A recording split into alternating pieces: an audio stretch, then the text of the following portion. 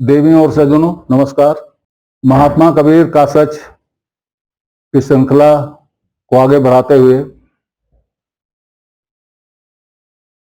पुनः आपको कबीर के पढ़े लिखे होने, न पढ़े लिखे होने, कम पढ़े लिखे होने आज की चर्चा की ओर ले चलता हूं। मैंने कहा कि महात्मा कबीर लिखकर, पोथा रखकर अपनी बात को लोगों के मन में दृढ़ नहीं करना चाहते थे, वह लोगों को मुक्त रखना चाहते थे। इसलिए उन्होंने उसे लिपिबद्ध नहीं किया। लोगों ने लिपिबद्ध कर लिया तो इसमें कबीर का क्या है।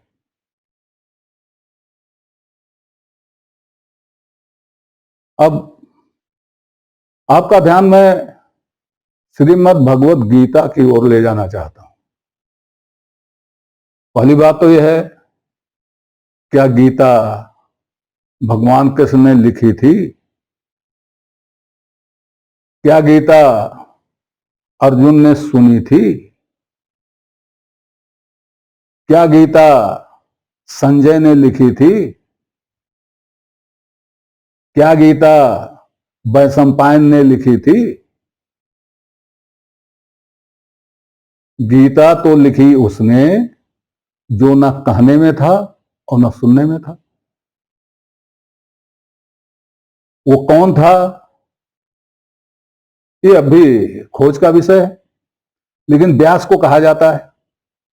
व्यास जी ना तो युद्ध क्षेत्र में थे, ना धृतराष्ट्र के दरबार में थे और ना ही जन्मेजय के दरबार में थे।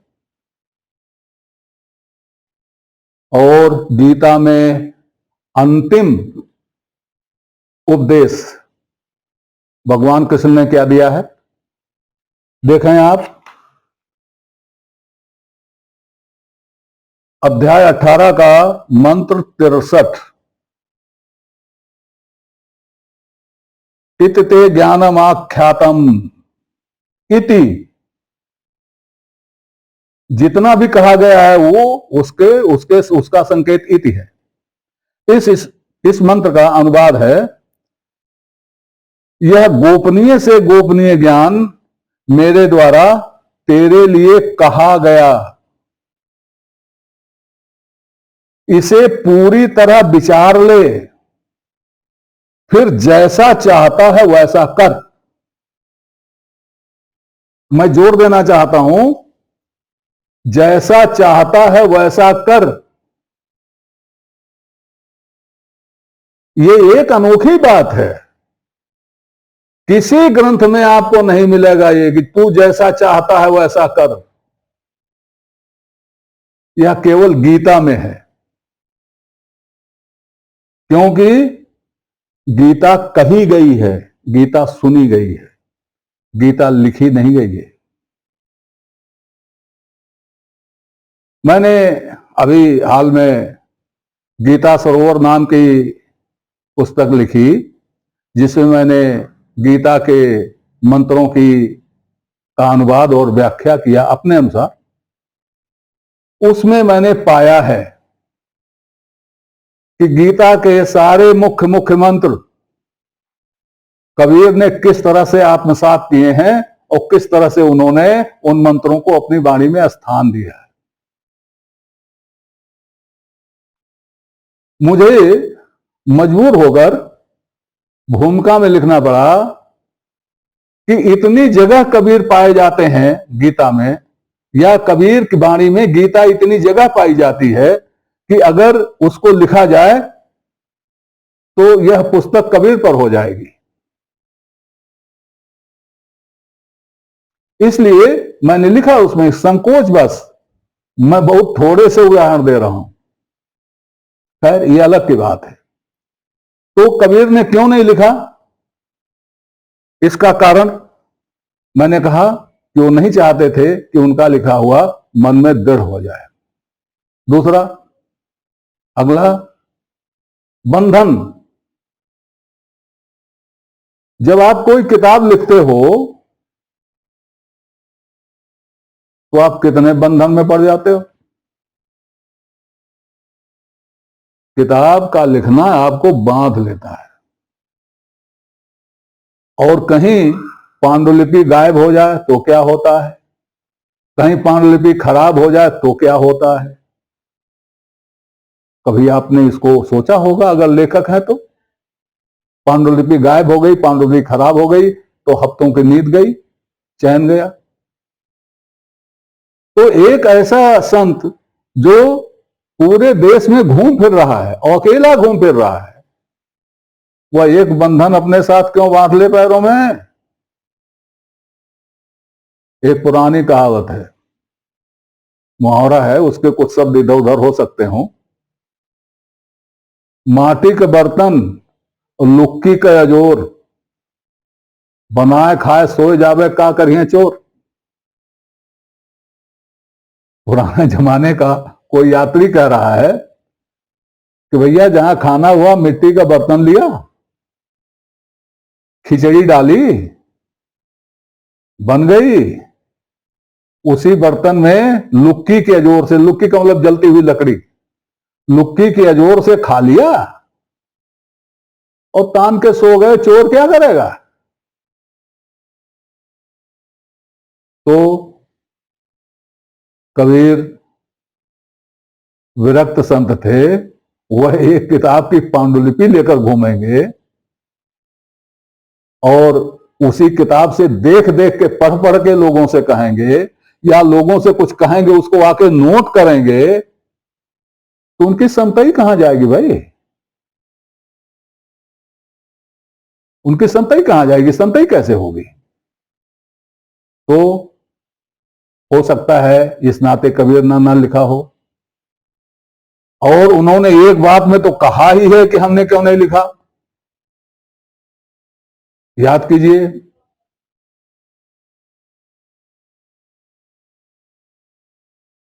संस्कृत तो है कूप जल, भाषा बहता नीर, भाषा सतगुर सहित है। याद आया दोहाऊ। कबीर तो कहते हैं कि संस्कृत कुएं का पानी है, बड़ा पवित्र है, बड़ा अच्छा है, बड़ा मीठा है, और भाषा बहता हुआ नदी का जल है। आज वाली नदी नहीं, पुरानी नदी, आज वाली नदी नहीं। वो समय की नदी जब लोग नदी का पानी पी के उसको माथे लगाते थे, अजूरी से पीते थे। तो संस्कृत तो है कूप जल, कुएं का पानी है, और भाषा बहता हुआ नीर है। बहता हुआ नीर हमेशा पवित्र समझा जाता है, समझा जाता था। तो अब क्या फर्क है दोनों में, उन्होंने फर्क बता दिया संकेत से। भाषा सद्गुर सहित है, भाषा के साथ सद्गुर है, क्योंकि भाषा आपके यहां से निकलती है, उसमें कोई बनावटीपन नहीं होता। आपकी भाषा है, आपकी अपनी है, आपका सद्गुरु ही अपना है, वो दूसरे की भाषा नहीं, आपकी भाषा। भाषा का मतलब अपनी भाषा, तो वो सद्गुरु सहित है, वो अपने आप आपको समझाती है, किसी तीसरे की जरूरत नहीं पड़ती। और संस्कृत में क्या है, लोटा लाओ डोरी लाओ, खींचो तब निकले तब पानी पियो।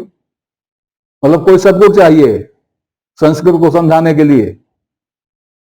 आज भी संस्कृत की वही दशा है, कोई गुरु चाहिए जो संस्कृत को समझावे, पढ़ावे, तब तो संस्कृत समझेंगे। इसका मतलब क्या हुआ, कबीर संस्कृत जानते हैं, लेकिन वो संस्कृत इसलिए नहीं बोलते कि संस्कृत बोलकर वो क्या करेंगे, किसको संस्कृत सुनाएंगे भाई। कौन वहां था जो उनकी संस्कृत समझता। संस्कृत में कितना बोलते हो, किसकी जगह संस्कृत में बोलते। वो इसीलिए भाषा में बोल रहे हैं कि उन्हें अपना उपदेश करना था। उपदेश सुनने वालों की जो भाषा होती है वही कबीर की भाषा होगी, तभी तो उपदेश किया जाएगा। तो इसलिए कबीर संस्कृत नहीं कहते। अब अगर कोई संस्कृत जानता ही नहीं तो ऐसी बात क्यों कहेगा। कोई संस्कृत जानता है, उससे हो सकता है किसी ने कहा हो कि आप संस्कृत में कुछ कहिए, तो बाबा ने कहा उस संस्कृत में मैं क्यों कहूं कुछ, उसका कारण दिया हूं। इस पर भी बात आगे होगी, जब उनके पढ़े लिखे की बात चल पड़ी है तो आगे इस पर और बात होगी। लेकिन ये देख लीजिए कि वो संस्कृत को कहते हैं कि ये सदगुण रहित है, इसके लिए और की जरूरत होगी, समझाने वाले की जरूरत होगी, तो इसलिए भाषा ही ठीक है। और उसके श्रोताओं को आप जानते हैं कौन थे, जैसे कबीर थे वैसे ही उनके श्रोता थे, आप ये कह सकते हो? नहीं, उनके श्रोता तो गृहस्थ थे बेचारे, सादे सरल। उन सादे सरल को कबीर संत की भाषा में भी नहीं समझाना चाहते, उनको कबीर साधु की भाषा में भी नहीं समझाते, कबीर उनको उनकी अपनी भाषा में समझाते हैं। इसमें क्या दिक्कत है भाई? इससे कबीर अनपढ़ हो गए? ये तो वही सोच है कि अंग्रेजी नहीं बोलता तो क्या पढ़ा लिखा होगा, खड़ी बोली नहीं बोलता तो क्या पढ़ा लिखा होगा, ये वही सोच है। मैंने इसका नमूना देखा है, सत्य घटना में बता रहा हूं। इंटर में पढ़ रहा था, किसी के यहां किराएदार था, वो वकील साहब थे। वकील साहब के 2 लड़के थे, उनको एक पंडित जी ट्यूशन पढ़ाने आते थे। पंडित जी नहीं कहेंगे उनको, मास साहब कहेंगे। मास साहब ट्यूशन पढ़ाने आते थे। तो एक दिन मास साहब ट्यूशन पढ़ा रहे थे बरामदे में, और हमसे मिलने हमारे गांव के एक पंडित जी आए थे जो व्याकरणाचार्य थे। वो पगड़ वगड़ बांधे बैठ करके, कुर्ता उर्ता निकाल के, और अपना नाश्ता कर रहे थे, चना चबेना कर रहे थे। और वो मास साहब बिहारी के दोहे पढ़ा रहे थे। तो बिहारी का कोई दोहा आया, मुझे याद नहीं है, वो कुछ अर्थ बताने लगे। तो यहां पंडित जी यहीं से नाश्ता करते हुए, भूजा चबाते हुए इन्होंने कहा कि मास्टर साहब ये अर्थ नहीं होगा। मां साहब बिगड़ खड़े हुए, कहे तुम अपना काम करो, तुमसे क्या मतलब, तुम क्या जानो बिहारी को। आचार्य जी कुछ नहीं बोले, चुपचाप नाश्ता किया, मुंह धोया, कुर्ता पहना, और अपनी पगड़ी बांधी। वो पगड़ी हमेशा बांधते थे, खाते वक्त ही नहाते वक्त ही निकालते थे, पगड़ी बांधी। और तब तक मां साहब पढ़ा रहे हैं। पहुंच गए वहां, कहा मां साहब आप बताओ क्या पढ़ा रहे थे, ऐसा कैसे पढ़ा रहे थे। पूरी उनकी खिंचाई कर दी, और कहा इस दोहे के मैं 7 अर्थ बता सकता हूं।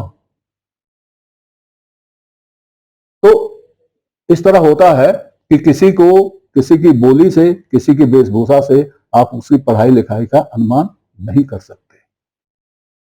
यह घटना मेरे सामने घटी है, जो मैंने कहा है, ऐसा होता है, अक्सर होता है। अब आइए एक दूसरी बात पर। गोस्वामी तुलसीदास ने कहा कि कवि न हो नहीं चतुर कहावो, मत अनुरूप राम गुण गावो। इस पर ध्यान दीजिएगा। वो कह रहे हैं मत अनुरूप राम गुण गावो, राम गुण लिखा हूं नहीं कह रहे हैं, मत अनुरूप राम गुण गावो। गाना अलग है, लिखना अलग है। कोई गा रहा है, कोई लिख रहा है। कौन गाएगा, कौन लिखेगा, इसका निर्णय हम आप नहीं करेंगे, इसका निर्णय विद्वान नहीं करेगा, इसका निर्णय गाने वाला या लिखने वाला करेगा। जिसमें उसको आनंद आएगा वह करेगा। स्वांता सुखाय लिखना भी होता है, स्वांता सुखाय गाना भी होता है। अब स्वांता सुखाय रघुवीर गाथा, यह स्वांता सुखाय रघुवीर गाथा स्वांता सुखाय गाना है कि गाथा है, क्या है ये? इस पर विचार करने से आप कतराओगे। गोस्वामी तुलसीदास ने तो ये कहा कालिदास ने क्या कहा? मंदः कवि यशः प्रार्थी गमिष्याम उपहास्यताम। मैं कवि यश का प्रार्थी उपहास को प्राप्त होऊंगा। तो फिर क्यों लिख रहे हो, क्यों कविता कर रहे हो? वह शक्ति जो तुलसीदास को लिखने के लिए प्रेरित करती है, वह शक्ति जो कालिदास को काव्य रचने के लिए प्रेरित करती है, वही शक्ति कबीर को गाने के लिए प्रेरित करती है, लिखने के लिए प्रेरित नहीं करती। कबीर कविताई नहीं करते हैं, इसका ध्यान रखिएगा। आचार्य हजारी प्रसाद द्विवेदी भी कह गए हैं कि कविता तो बाई प्रोडक्ट है। हालांकि मैं उससे सहमत नहीं हूं, लेकिन वो कह गए हैं बाई प्रोडक्ट है। तो कबीर कविता लिखते नहीं हैं, कबीर कविता गाते हैं। लेकिन गाने के साथ ही वो ये भी कहते हैं, तुम जिन जानो गीत है यह निज ब्रह्म विचार। इसको गीत समझो ही नहीं। कबीर वैसे ही कहते हैं जैसे तुलसी कहते हैं कि कवि न हो। कबीर कहते हैं तुम जिन जानो गीत है, मत समझो कि यह गीत है, यह मेरा ब्रह्म विचार है। ये वार्ता आगे भी चलती रहेगी, आगे इस पर और चर्चा करेंगे। तब तक के लिए नमस्कार। आपसे निवेदन है कि श्रृंखला को अपनी लाइक दें, इसको सब्सक्राइब करें और कमेंट बॉक्स में जाकर अपनी टिप्पणी प्रस्तुत करें, अपनी जिज्ञासा व्यक्त करें, अपने प्रश्न पूछें।